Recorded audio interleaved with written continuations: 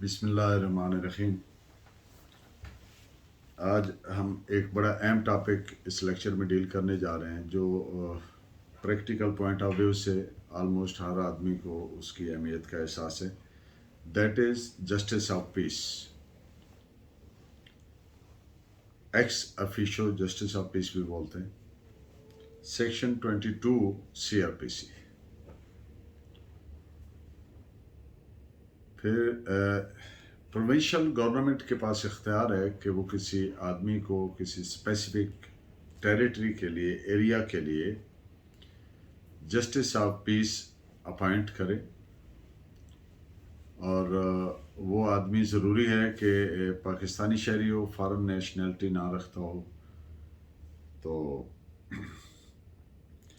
Section 22A और 22B were inserted in the year 1972 by Law Reforms Ordinance 12 of 1972।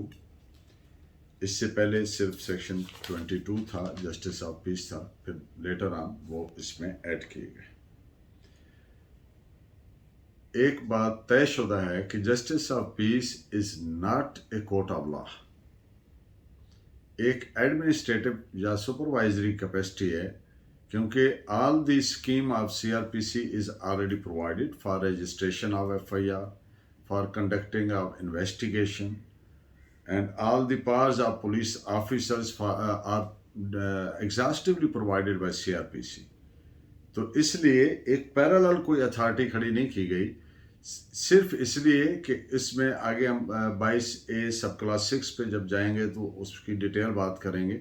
लेकिन as a outline sketch कि ये court of law नहीं है, ये एडमिनिस्ट्रेटिव कैपेसिटी है। इस पे आप रिलायंस नोट फरमा लें, that is PLD 2020 Peshawar, page 1 to 9। Powers of justice of peace are provided in section 22A CRPC। Today in this lecture we will remain confined to section 22A CRPC। इसको it has been divided in further sub clauses, totally 6 in number। 22A sub class 1 में ये बात की गई है कि हर local area के लिए जस्टिस ऑफ पीस जो है वो उसके पास इख्तियार है पुलिस ऑफिसर का और इंचार्ज पुलिस स्टेशन का। Both are provided in sections 54 CRPC and section 55 respectively। Justice of peace can make arrest of a culprit, और उसको फिर फौरी तौर पर जो नियरेस्ट पुलिस स्टेशन है, ये सब क्लास 2 है इसका, उसमें जो करीब तरीन पुलिस स्टेशन है उसके पुलिस ऑफिसर के हैंड ओवर करेगा। सब क्लास 3 में है कि if the justice of piece deems necessary, वो उसको ज़रूरत महसूस करता है तो can call the police of that area. सब क्लास इसकी सब क्लास A है कि अगर कोई ऑफेंस हुआ है, कोई या सस्पिशन है कि इस आदमी ने ये किया है, तो वो वहाँ से एस्केप ना कर जाए, भाग ना जाए, फरार ना हो जाए, तो justice of peace can make such arrangements to restrain that person from fleeing from the place, वहाँ से भागने से रोकने के अरेंजमेंट कर सकता है। Prevention of crime is also a role envisaged by the CRPC। और ब्रीच ऑफ पीस, नक्स अमन, लॉ एंड ऑर्डर की सिचुएशन को अवॉइड करना, ऐसे इक़दाम करना, यानी पुलिस को ऑर्डर देना कि ऐसा करें, ताकि अगर वो फोर्सी करता है कि ये कोई ऐसा एक्ट हो रहा है which can result in breach of piece, यानी ऐसा कोई काम हो रहा है जिससे नक्स अमन हो सकता है, अमन आमा के लिए मसाइल पैदा हो सकता है, तो वो उसको अंडू कर सकता है।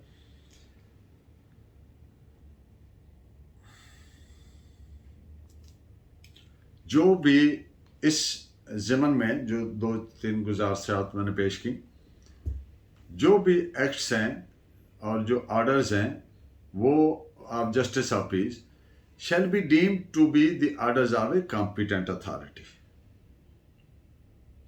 जस्टिस ऑफ पीस के जो ऑर्डर्स हैं shall be deemed to be orders passed by a competent authority. Sub class 5 है justice of peace for any local area may in accordance with such rules as may be made by the provincial government can issue a certificate.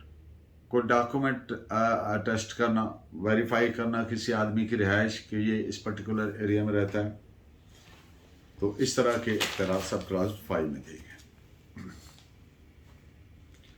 तो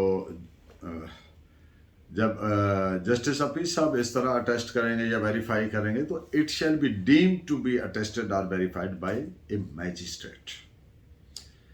now we come to the main topic जिस वजह से इस section का चर्चा है, that is section 22A sub class 6। I read it. An ex officio justice of peace, मैं remaining lecture में जस्टिस ऑफ पीस को JOP बोलता जाऊंगा, justice of peace JOP। A JOP may issue appropriate directions to the police authorities concerned on a complaint regarding।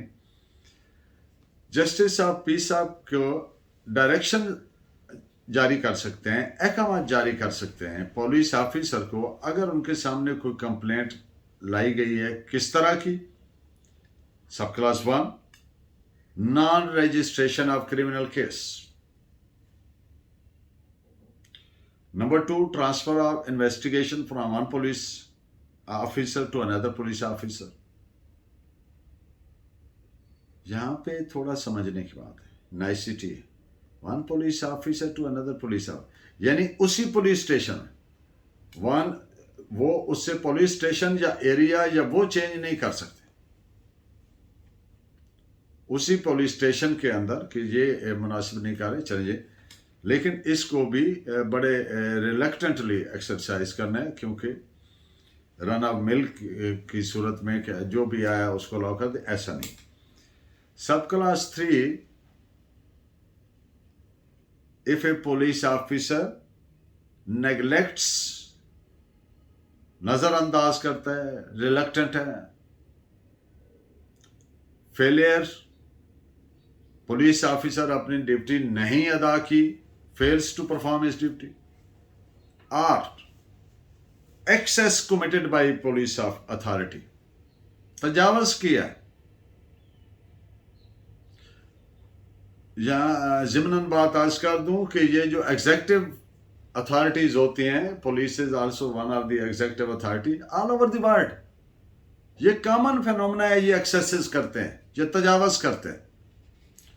तो उस सूरत में JOP can issue directions. अब 3 इवेंचुअलिटीज हो गई, लेटर हमारा जितना भी टॉपिक है इन्हीं पे बात होगी। पहली, अगर ये कंप्लेंट आई है JOP के पास कि पुलिस पर्चा दर्ज नहीं कर रही, कि ये IO है, तफ्तीशी अफसर है, ये तफ्तीश ठीक नहीं कर रहा, तो वो दूसरे को इससे लेकर दूसरा कोई और पुलिस ऑफिसर करे उसी थाने का। और तीसरा, जिसमें 3 चीजें प्रोवाइड की गई हैं, अगर वो नेग्लेक्ट करता है, रिलक्टेंट है, दूसरी सूरत के फेल्स टू परफॉर्म, यानी उसने इनकार कर दिया, मैं नहीं करता, नाउ इज फेलिंग, या वो को तजावज कर रहा है किसी भी सूरत में। कॉमन मिसाल ये है कि लोगों को पकड़ के बिठा दिया, उनके खिलाफ FIR नहीं, और यहां पर तो ऐसी मिसालें महीना महीना बिठाए रखते हैं जो फार ऑफ एरियाज है।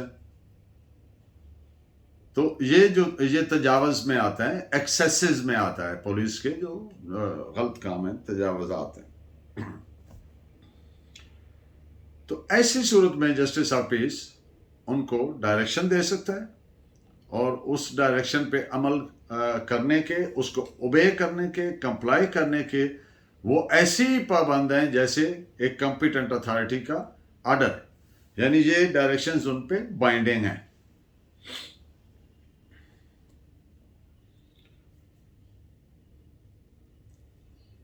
अगर इसको कंसाइजली अर्ज कर दूं, हम इसके इस्लाम में हर तरह की इवेंचुअलिटी, जिस तरह की भी सूरत हाल पैदा होती है, उससे रिलेटेड आपको केस ला देंगे।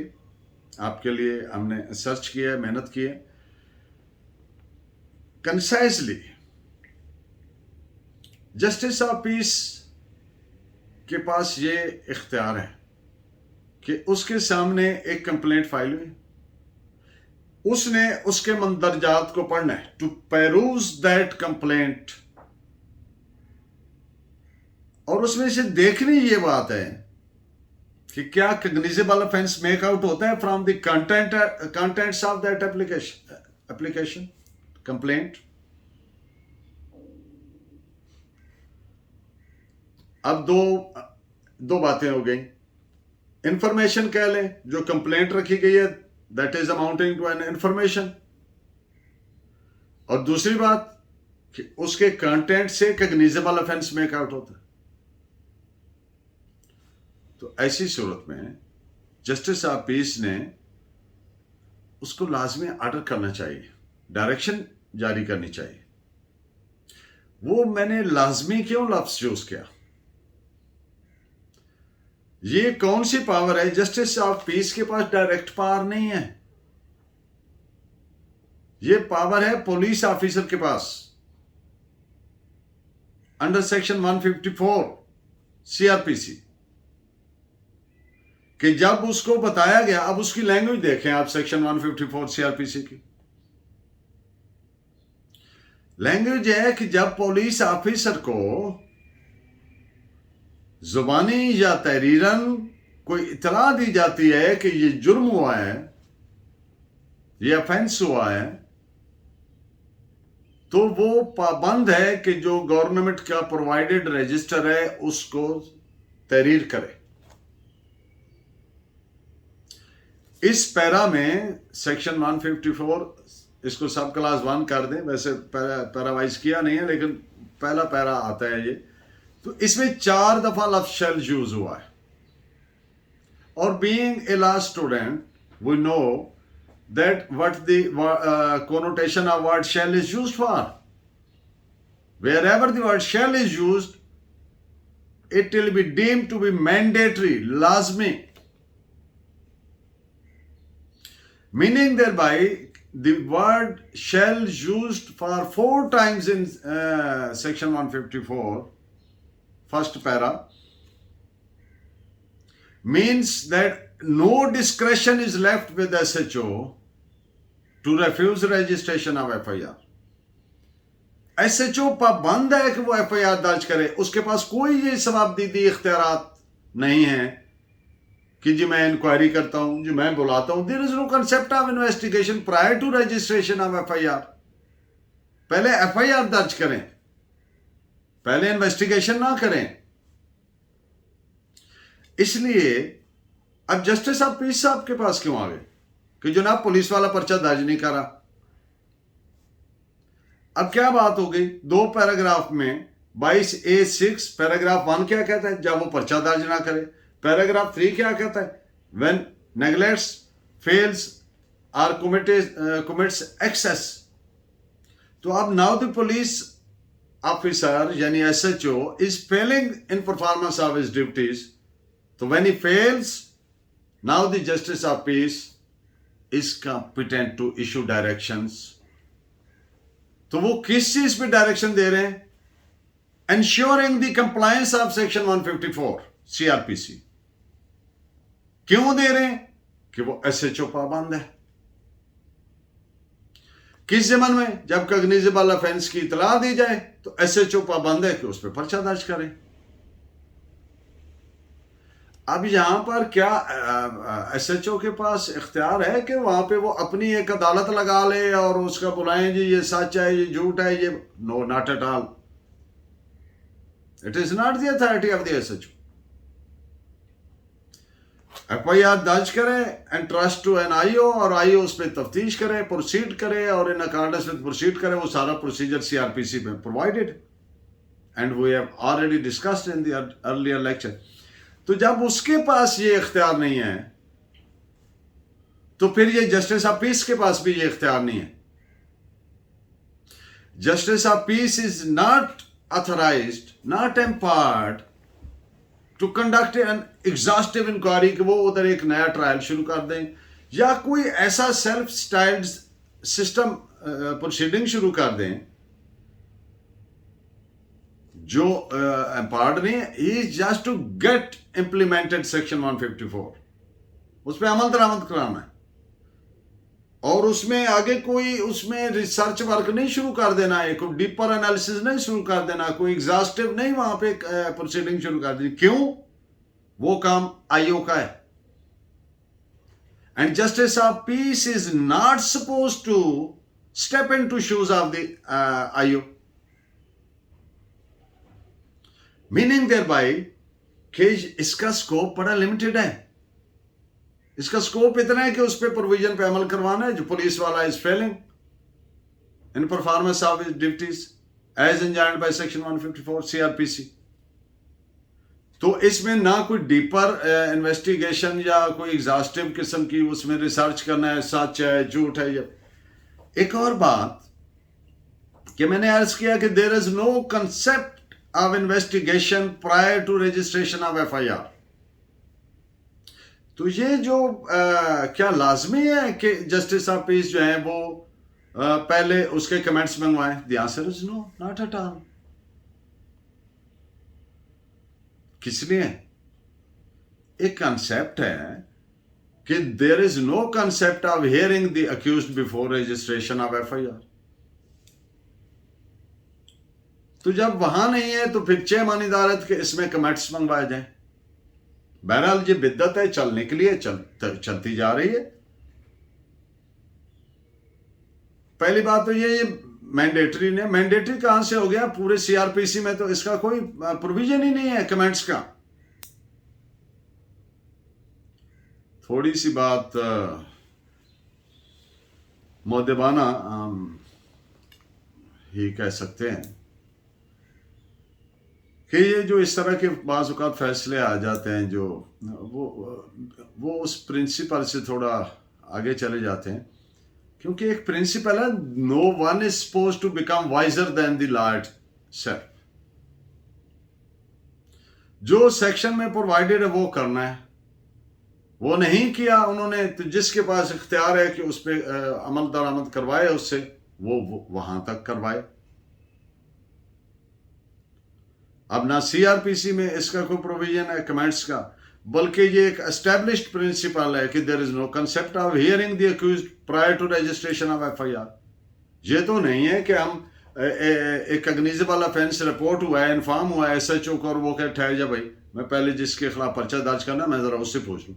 नो, ये सारे काम हो जाएंगे, इन्वेस्टिगेशन में होंगे। तो अब बात यह है कि ऑनरेबल सुपीरियर कोर्ट्स ने इसमें कमेंट्स पे कुछ फैसला जात किए, मैं आगे आपके सामने वो पेश कर दूंगा।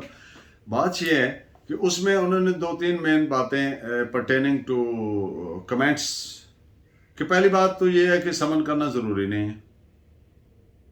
दूसरी बात यह है कि अगर आपने कमेंट्स मंगवा ही लिए हैं तो फिर उनको अगर आप एक्सेप्ट नहीं करते, then JOP must give reasons for that कि why he is disagreeing with the comment। और एक और बात ज़मीनन कि जो बंदा जस्टिस ऑफ पीस साहब के पास आया है पिटीशन लेकर, वो तो पहले एग्रीव्ड है पुलिस से। पुलिस तो उसका पहले ही पर्चा नहीं दे रही है और पुलिस से ही खिलाफ वो अपनी कंप्लेंट लेकर आया है। तो कैन इट बी इमेजिन्ड कि पुलिस जो है कोई मेरिटेड या उस तरह के बड़े मुनसिफाना किस्म के कमेंट्स सेंड करेगी? एज ए प्रैक्टिशनर जो हमारा मुशाहिदा है वो बायस्ड होते हैं, वो गलत होते हैं। और बहरहाल चलने के लिए मंगवाए जा रहे हैं। कोर्ट कहते हैं मंगवाने की जरूरत नहीं, जो सुपीरियर कोर्ट्स ने हमारी रहनुमाई फरमाई, इधर हर केस में मंगवाए जा रहे हैं और कभी किसी में वो कमेंट्स नहीं, उसकी रीजनिंग नहीं दी जा रही कि क्यों इससे डिसएग्री किया। सो एनीवे, एक और बात कर दूं, फिर मैं डिफरेंट केस लॉ, जो इम्पॉर्टेंट केस लॉज हैं, जो बड़े बड़े फैसला जात आए हैं हमारे सुप्रीम कोर्ट के और हाई कोर्ट के ज़िमन में, तो वो आपके सामने वो चंद फैसला जात मैंने सिलेक्ट किए हैं जो हर आदमी के लिए जानना ज़रूरी है, ताकि उसको उसके लिए आसानी पैदा हो सके। जो 24 घंटे का ऑफिस है justice of piece, justice of piece is justice of peace for round the clock for 24 hours. वो कोर्ट में बैठा है, उस कमरा में बैठा है, अदालत में, कोर्ट ऑफ लॉ नहीं कहते उसको हम, लेकिन जो कह लें जिस जगह भी बैठे हैं वो जस्टिस ऑफ पीस है। वो गेट से बाहर जा रहे हैं, वो रास्ते में, ही कैन बी कंप्लेंट, और no specific format of complaint is prescribed by law. अब यहां पे मैं एक अर्ज कर दूं कि ये तो ज़बानी भी हो सकती है, क्योंकि 154 के एम्बिट पे खड़े होकर बात करनी है, तो वहां पे ज़बानी भी अफेंस के बारे में इतला दी जा सकती है, तहरीरी भी दी जा सकती है। तो इसलिए ये 24 आवर्स का ऑफिस तस्वर है, होता है in the I of law. ये मैंने जो अर्ज किया कि सिर्फ दो तरह की जुरिस्डिक्शन है, दो अहम चीज़ें, उसको मैं ज़रा तेज तेज पढ़ देता हूँ। बात तो हो गई है, लेकिन चलें। The only jurisdiction which can be exercise by justice of peace is to examine whether the information disclosed by the applicant does or does not constitute a cognizable offense, and if it is made out, then to direct SHO to record FIR without going into the veracity of the information in question, and no more. Offering any other interpretation to this provision would be doing violence to the entire scheme of CRPC, which could not be permitted. इस पे Reliance note फरमा लीजिए, PLD 2007 supreme court page 539।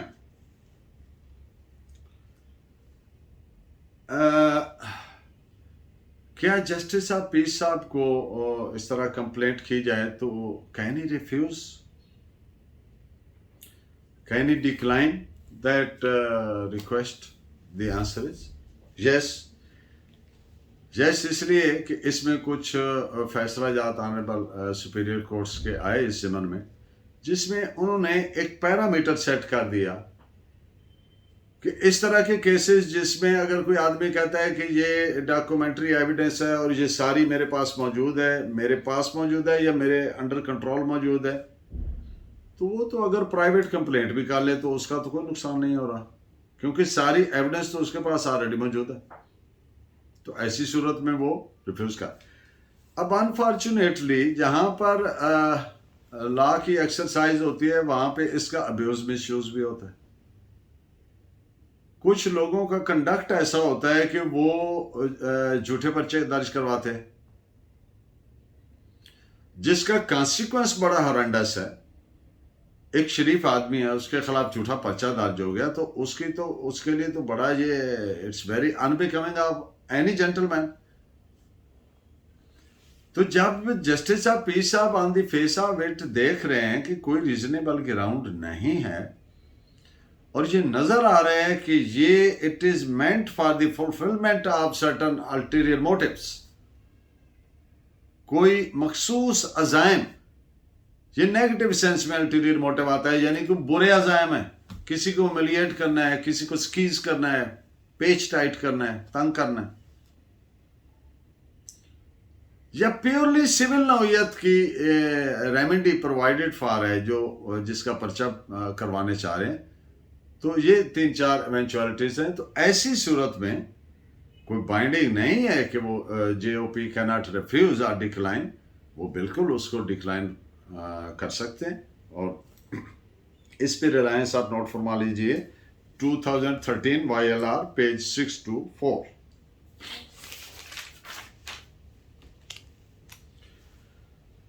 क्या second FIR हो सकती है? एक FIR दर्ज है। अब जेओपी के पास एक और कंप्लेंट आ गई है कि जनाब ये एफआईआर ऐसे नहीं वकूआ हुआ, अकरस ऐसे नहीं हुआ, ये मेन बात तो इन्होंने छुपा दी, इन्होंने एग्रेशन किया, ये हमलावर थे, इन्होंने आके स्टार्ट किया, इतने हमारे बंदे जख्मी हैं, हमने तो रिस्पॉन्ड किया। क्या इसकी दूसरी एफआईआर हो सकती है? इसका जवाब ये है कि जो प्रैक्टिस रही है पाकिस्तान में, यहां पे होती रही है। गनमा भुट्टो केस की इसमें मिसाल है, उसमें that is reported famous as Ghinwa Bhutto के। मीर मुर्तज़ा भुट्टो के मर्डर पे एक सेकंड एफआईआर हुई थी, और बेशुमार हुई हैं, वो चूंकि ज़रा अहम है इसलिए मैंने रेफर किया। अब ऑनरेबल सुपीरियर कोर्ट्स ने, सुप्रीम कोर्ट ऑफ पाकिस्तान ने यह ऑर्डर फरमाया है, वो मैं केस ला पेश कर दूंगा, कि जब एक क्राइम रिपोर्ट हुआ तो एफआईआर दर्ज हो गई। अब कहीं पे प्री रेक्विजिट नहीं है कि क्राइम की एफआईआर दर्ज करने से पहले उसकी वेरासिटी और फॉलिसिटी को एसरटेन किया जाए, उसका सवटी से गुजारा जाए, परखा जाए। No no no, that amounts to investigation. पहले एफआईआर दर्ज करें, एफआईआर दर्ज हो गई है, अब इन्वेस्टिगेशन होनी है। तो जब एफआईआर दर्ज हो जाती है एक क्राइम की, इट बिकम्स अ केस। तो उसके बाद जो भी उसमें स्टेप होगा, that will be deemed to be a step in that case.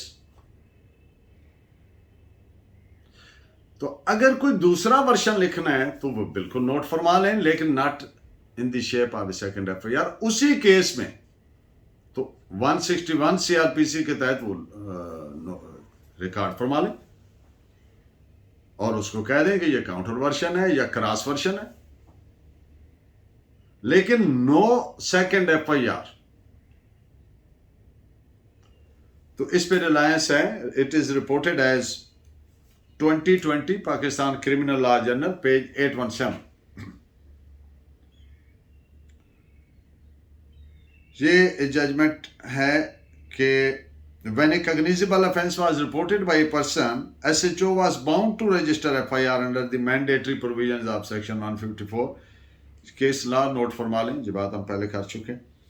2020 Pakistan criminal law journal, note 151, NOTE note 151 and 195।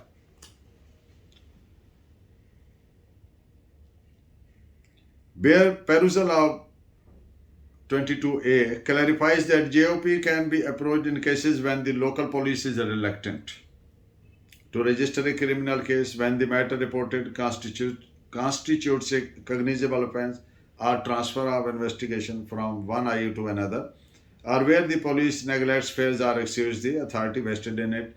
This is reported as 2021 Pakistan Criminal Law Journal, page 66। ये जो मैंने अर्ज की कि जस्टिस साहब पीस साहब ने डीपर एनालिसिस, डीपर इंक्वायरी या डीपर उसकी कोई एग्जॉस्टिव किस्म की प्रोसीडिंग करने का उनका एम्बिट इख्तियार नहीं है, स्कोप नहीं है।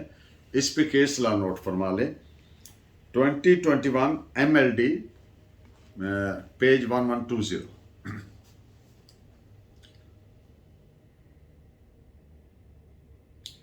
और इस पे एक और एस्पेक्ट के जस्टिस ऑफ पीस ने आईयू का रोल एज्यूम नहीं करना, वो उसको थ्रेश करना, उसकी वेरासिटी को चेक करना, वो गलत है, वो सही है, वो आईयू का इस्तेकाक है। ये इसलिए बात है कि अगर कोई ऐसा स्टेप ले लिया जाएगा तो that will B amounting to interfere and disturb the whole scheme of CRPC। हर बंदे ने जो एक्ट करना है, जो ड्यूटी करनी है, जो उस पर ऑब्लिगेशन है, वो प्रोवाइडेड है बाय CRPC। तो वो आईयू का इस्तेकाक है इन्वेस्टिगेशन करना। JOP shouldn't assume that role। It is reported in 2021 Pakistan Criminal Law Journal, page 638।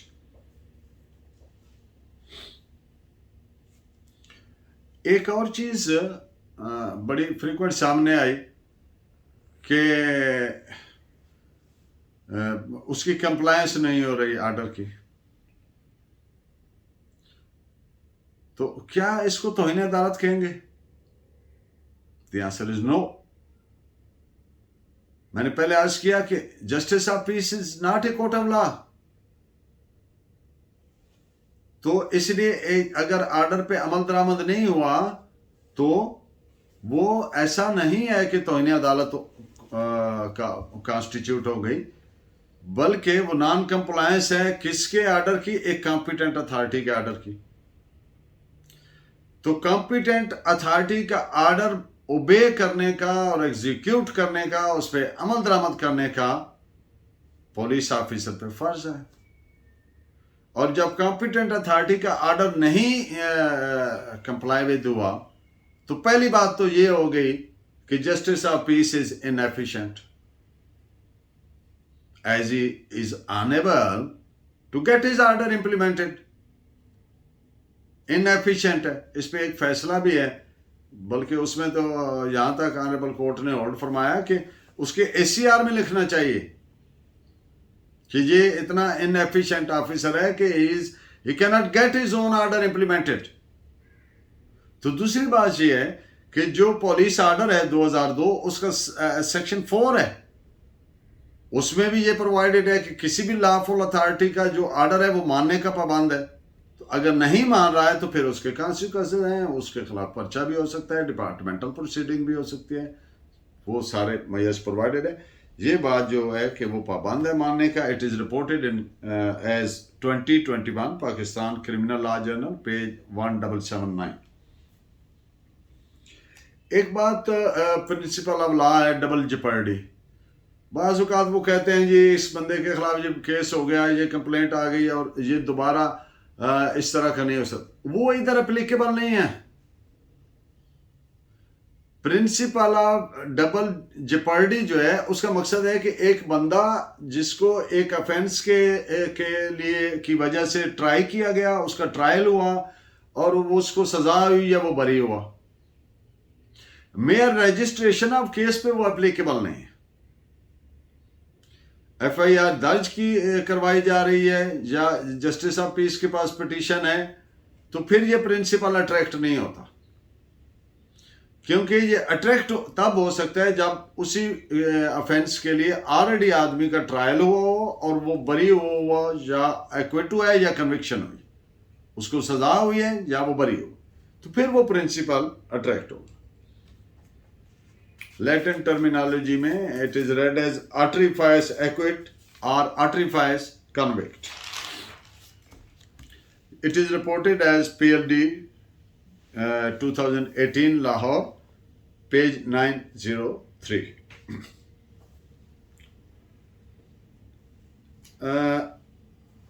FIA authorities को जस्टिस ऑफ पीस क्या डायरेक्शंस अहकाम जारी फरमा सकते हैं कि आप ये पर्चा क्यों नहीं दर्ज कर रहे हैं अपने रूल्स के मुताबिक? The answer is yes, and the reason for yes is DG director general FIA उसको सेम इख्तियारात हैं जो IG के हैं एज पर लॉ, और same act under 1861 police act उसके सेम पावर्स हैं, सेम फंक्शंस हैं, सेम ड्यूटीज हैं as provided by police act 1861, और same procedure CRPC is applicable. तो इसलिए उसके वो और पूरा पाकिस्तान उसकी जुरिस्डिक्शन है एज IG। तो इसलिए the answer is yes, justice of peace can issue directions validly to FIA authority. It is reported as PLD 2021 Lahore page 670.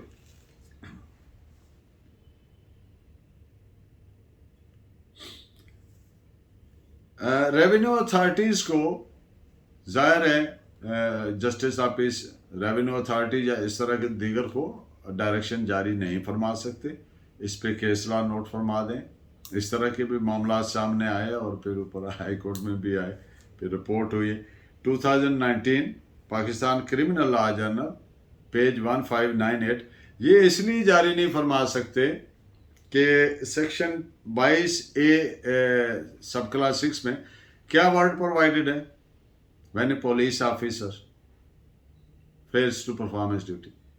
तो ये revenue authority is not a police officer, इसलिए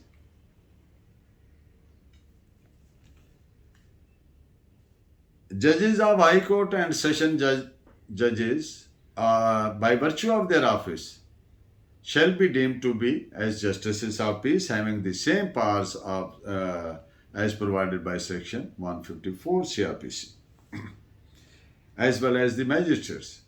They can issue, they can guide, they can get implemented their orders, and they can restrain the police from causing illegal harassment, etc. It is reported as PLD 2002 Lahore, page 619. जो मैंने गुजारिश की कि FIR दर्ज करने से पहले मुलजिम का हियरिंग जो है, सुनने का हक जो है वो है या नहीं है, तो मैंने कहा नहीं है। उस पर 2 केस लॉ नोट फरमा लें। 2021 Pakistan criminal law journal page 1372 और 2004 Pakistan criminal law journal page 1214। जो मैंने गुजारिश की कि कमेंट्स ज़रूरी नहीं है, लेकिन जब मंगवा लिए हैं तो फिर उस पर अगर उससे इत्तेफाक डिसएग्री कर रही है जस्टिस ऑफ पीस साहब, तो फिर उसकी रीजनिंग देनी है for disagreeing. This is reported as 2013 Pakistan criminal law journal page 117।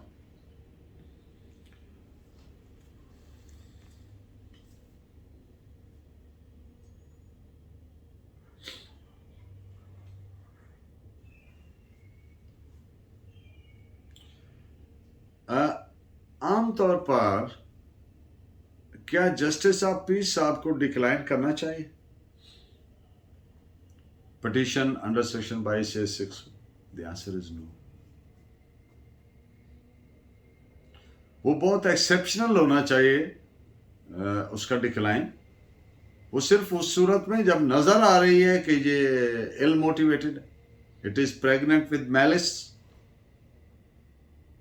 to humiliate a person on absurd and baseless charges, purely civil remedy है। मैं रिपीट कर रहा हूँ जो मैंने पहले बात की। जब सारी शहादत इसके पास है तो जाए इस्तिगासा कर लें, अल्टरनेटिव रेमेडी आपके पास ऑलरेडी मौजूद है। लेकिन ये बहुत एक्सेप्शनल है,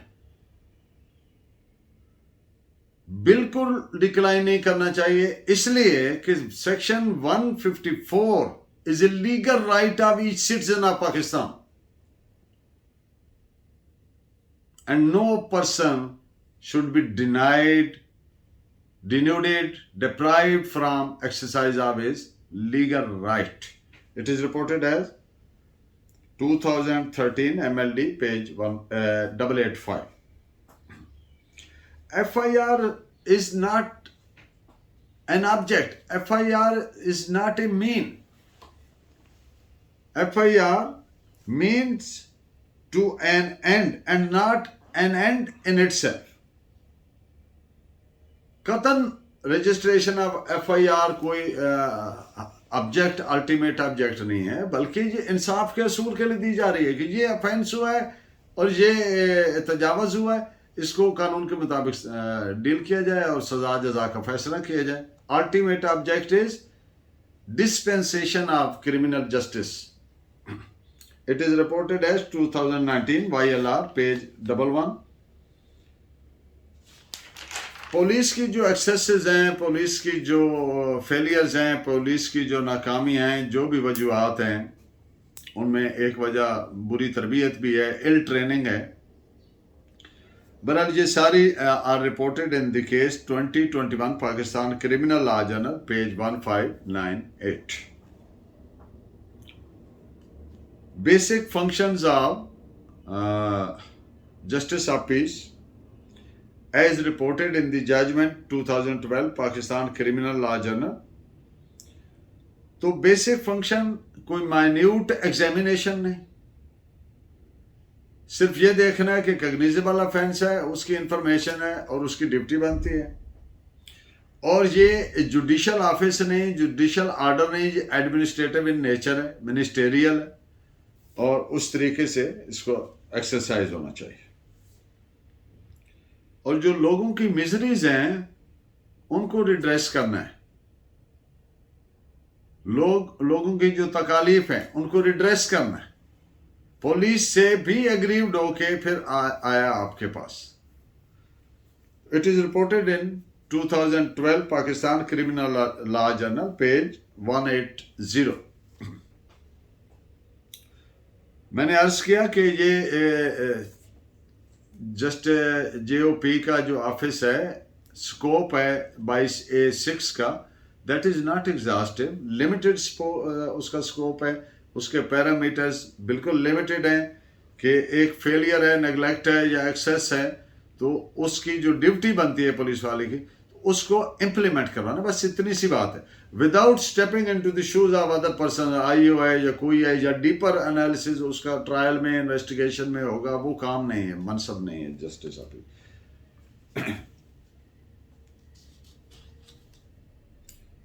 इसको इस तरह से भी मैं पढ़ देता हूं। Provisions of 22A CRPC cannot override the specific provisions contained in chapter 42 CRPC which squarely and fully regulate the process as to whom articles were to be given in custody and in that condition and in what condition. Such authority, judicial in nature, had been exclusively conferred upon the magistrate. Such order of JOP was in disregard to statutory provision of law which was set at naught. It is reported as 2010 Pakistan criminal law journal page 45।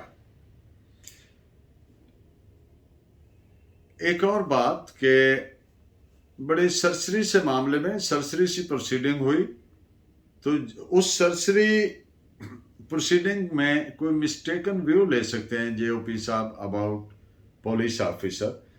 तो at the same time एक side पे ये है कि order implement करवाने हैं, उससे duty करवानी है, और दूसरी साइड उसके कैरियर का भी ध्यान रखना है कि कहीं ऐसा ना हो कि उसके एक्ट या ओमिशन को मिस्टेकन ले लिए जाए और कोई ऐसा ऑर्डर या उसके कर दिया जाए जिससे उस पुलिस ऑफिसर का कैरियर अफेक्ट हो जाए एडवर्सली। और दूसरी इसमें बात यह है कि ये इस तरह का ऑर्डर ना करें, क्योंकि एक पैरेलल उसका पुलिस हायरार्की में सिस्टम मौजूद है, तो वो यूजर्प नहीं करनी चाहिए कैपेसिटी के आए मैं आपको ये करता हूं, मैं ये करवा दूं। वो अगर एट द मोस्ट करना है तो उन्हीं को रेफर कर दें कि वो उस हायरार्की में जो मौजूद है, सिस्टम प्रोवाइडेड है चेक बैलेंसेस का, वो एक्सरसाइज करके उसको सजा जजा जो है कर दें। 2000, it is reported as 2010 Pakistan Criminal Law Journal, page 45.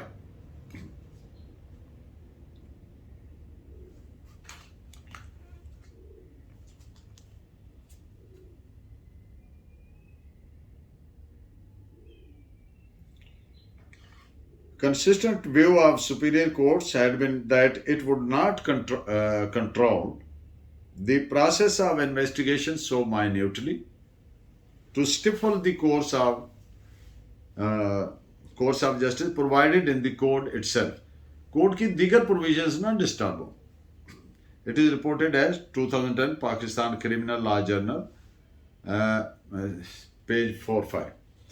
एक और जजमेंट जिसमें मुख्तसरन अर्ज कर दूं कि ऑनरेबल कोर्ट ने रहनुमाई फरमाई कि इस आर्डर में JOP साहब को पर्टिकुलर सेक्शंस नहीं मेंशन करना चाहिए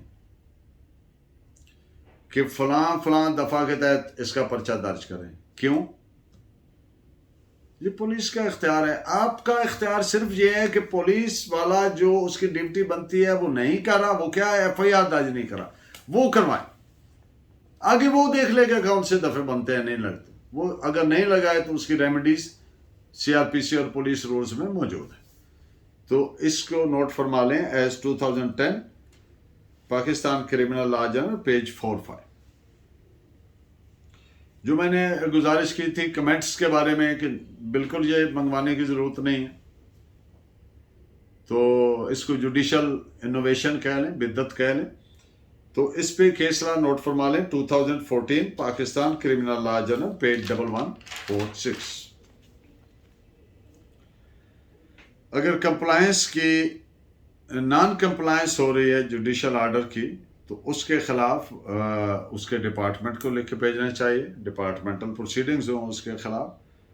इस पे केस लॉ नोट फरमाएं 2013 Pakistan criminal law journal page 630। जब एक ऑफेंस कग्निजेबल हुआ रिपोर्ट, तो एसएचओ के पास कोई डिस्क्रिप्शन ही नहीं है। जैसे मैंने पहले अर्ज किया कि 4 दफ़ा वर्ड शैल यूज हुआ है, ड्यूटी बाउंड, तो फिर नहीं किया तो फिर जस्टिस अपी साहब उससे करवा लेंगे। तो ये रिपोर्ट लिखें 2013 ये case law Pakistan criminal law journal page 117। जो मैं पहले अर्ज कर रहा था कि अगर जस्टिस ऑफ पीस साहब के आर्डर की अपने आर्डर की कंप्लायंस नहीं करवा रहे, तो ये इनएफिशिएंसी है। ये रिपोर्टेड केस है as 2013 Pakistan criminal law journal page 1177, जिसमें ऑनरेबल जज साहब ने फरमाया कि उसकी जो ACR में भी ये लिखना चाहिए कि ये इनएफिशिएंट ऑफिसर है, ये अपने आर्डर पे अमल दरामद नहीं करवा सकता। क्या सिविल केस चल रहा हो तो क्या डायरेक्शन दे सकते हैं? द आंसर इज यस, क्योंकि एक बेसिक प्रिंसिपल है कि both civil and criminal proceedings simultaneously can proceed. इसलिए कि अगर कोई जालसाजी की मिसाल के तौर पर, तो जालसाजी करना एक जुर्म है जिसकी सजा है 7 साल।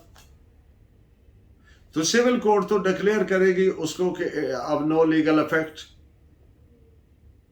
दोनों का एंड ऑब्जेक्ट अलग है बिल्कुल।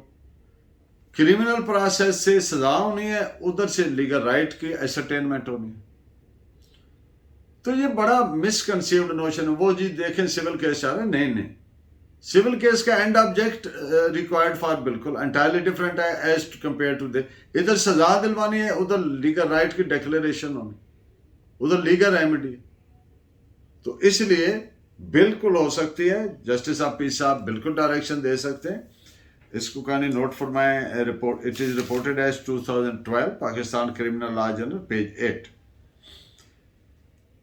और फर्दर इस पॉइंट पे PLD 2006 सुप्रीम कोर्ट 1192। और तीसरा फैसला भी नोट फरमा लें, PLD 2013 इस्लामाबाद पेज 45। जो मैंने 3-4 एक्सेप्शनल चीज़ें अर्ज की कि इन इवेंचुअलिटीज़ में, इस सूरत हाल में justice of peace can decline, उस पॉइंट पे लिख लें PLD 2010 supreme court page 691 and PLD 2014 Islamabad page 71। अगर आर्बिट्रेशन का एक मैटर आ गया कि ये देखें जी इन्होंने नहीं किया, तो उसकी स्पेसिफिक अल्टरनेट एफिकेशियस रेमेडी मौजूद है, इस सूरत हाल में भी डिक्लाइन कर देना चाहिए। तो इसको जो मैंने पहले अर्ज किया कि सिविल सूट अगर पेंडिंग है तो क्या फिर ऑर्डर हो सकता? हाँ, यस, वो एंटायरली डिफरेंट है, इसका एंड ऑब्जेक्ट डिफरेंट है। तो इस पे फर्दर अगर केस लॉ नोट फरमाना चाहें तो 2009 Pakistan criminal law journal page 634 I am sorry 2016 YLR note page 198।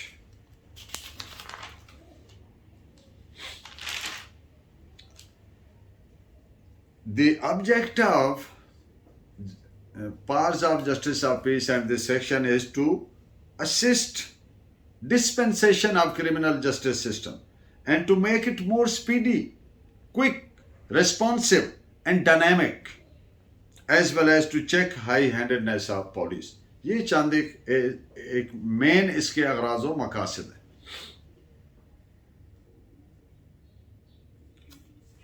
Police report मंगवाइए, मंगवाने के पाबंद नहीं है, सपोज कमेंट्स कहें या पुलिस रिपोर्ट, तो फिर उसकी रीजनिंग देनी है। ऑलरेडी उस पर एक केस लॉ नोट मैंने दिया आपको, एक और भी अगर नोट करना चाहें तो 2021 Pakistan criminal law journal page 61। जो जस्टिस ऑफ पीस है ये कोर्ट तो नहीं है, कोर्ट ऑफ लॉ तो नहीं है, इसको क्वासी जुडिशल कह सकते हैं। इसको बाज लोग कोसाई भी बोलते हैं, quasi judicial, KUASI। Literally it means semi, आधा, यानी मिलते जुलते। क्वासी जुडिशल इसकी पोजीशनिंग आप कह सकते हैं। It is reported as 2019 MLD, page है 1148।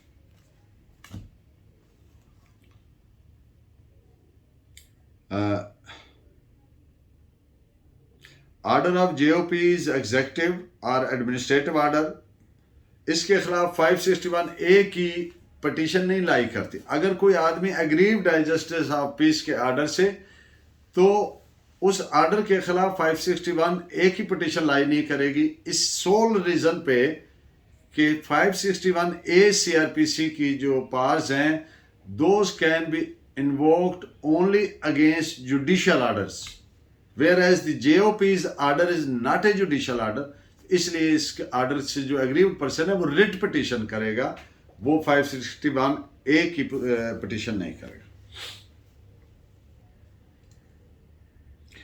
जो मैंने कहा कि एक आदमी के पास सारे डॉक्यूमेंट्स ऑलरेडी मौजूद हैं या उसके कंट्रोल में हैं, तो वो इस्तगासा कर ले, वो उसको क्या ज़रूरत है, उसको डिक्लाइन कर सकता है JOP। इस पे रिलायंस नोट फरमा लें। 2021 Pakistan criminal law journal, page है 341।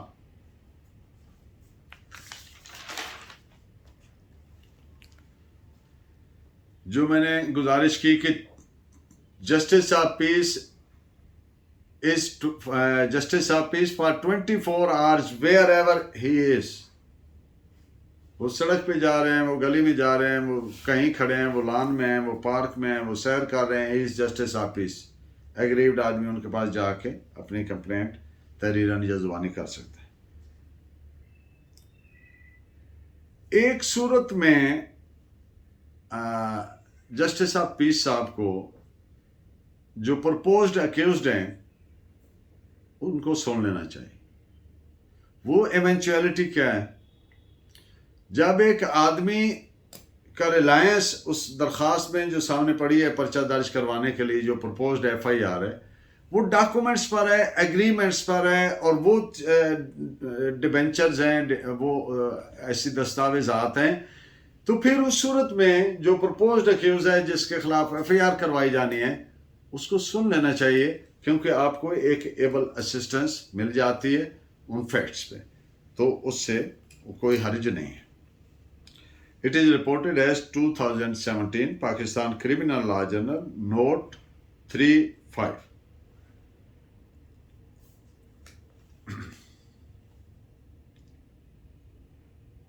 ये डॉक्टर्स के खिलाफ क्या जस्टिस ऑफ पीस आप ऑर्डर कर सकते हैं? कोई इलीगल ओमिशन हुई या एक्ट हुआ, उनके खिलाफ पर्चा करवाना है, तो इसका एक प्रेस्क्राइब, तो PMDC ने एक प्रेस्क्राइब किया है इसका प्रोसीजर। अगर वो उस पर अमल नहीं हुआ तो फिर बिल्कुल जस्टिस ऑफ पीस साहब उसको ऑर्डर करेंगे, डायरेक्शन वैलिडली कर सकते हैं। I read out the important lines. Initially, complainant moved PMDC through a written complaint, where an inquiry was conducted and disciplinary committee held doctor negligent and issued censure. उसको मजम्मत कर दी, condemnation कर दी, censure. No impediment to initiate civil or criminal action after inquiry of the council. Specific allegations made out which require probe and investigation to ascertain factum of mala fide or mens rea. It is reported as 2015 Pakistan Criminal Law Journal, page है 1628. So gentlemen, remaining aspects of Vice A6, Justice of Powers of Justice of Peace, I would like to discuss in the next one chapter, and I hope, उम्मीद है मुझे कि इंशाल्लाह ताला ये वाला lecture आपके लिए बहुत कारआमद, बहुत मुफीद रहेगा, Keep watching. Allah Negeban. Thank you very much.